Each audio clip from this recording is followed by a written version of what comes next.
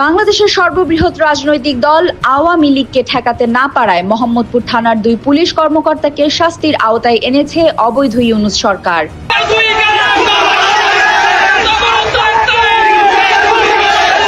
আওয়ামী লীগের মিছিলের অন্যতম দাবি, গত বছরের জুলাই আগস্টে জঙ্গি হামলায় নিহত পুলিশ সদস্যদের যারা খুন করেছে তাদের বিচার নিশ্চিত করা।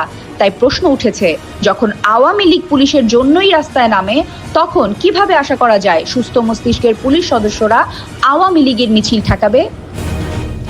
এদিকে নিরাপত্তা বিশ্লেষকরা বলছেন, দেশের নিরাপত্তার দায়িত্ব এখন সেনাবাহিনীর হাতে, এমনকি তাদের ম্যাজিস্ট্রেসি ক্ষমতাও দেয়া হয়েছে। তাই আওয়ামী লীগের মিছিল ঠেকানোকে যদি সঠিকও ধরে নেই, তাহলে প্রশ্ন হচ্ছে, শুধু পুলিশ সদস্যদের কেন শাস্তি দেয়া হচ্ছে? সেনাবাহিনীর ভূমিকা নিয়েই বা প্রশ্ন তোলা হচ্ছে না কেন? রাজনৈতিক বিশ্লেষকরা বলছেন, প্রথমত মুক্তিযুদ্ধের নেতৃত্ব দেয়া দল আওয়ামী লীগকে নির্বাহী আদেশে নিষিদ্ধ করার এখতিয়ারই নেই বর্তমান দখলদার ইউনূস সরকারের।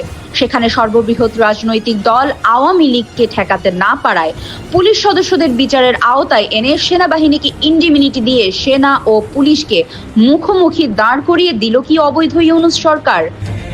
Desk report, বিবাংলা.net।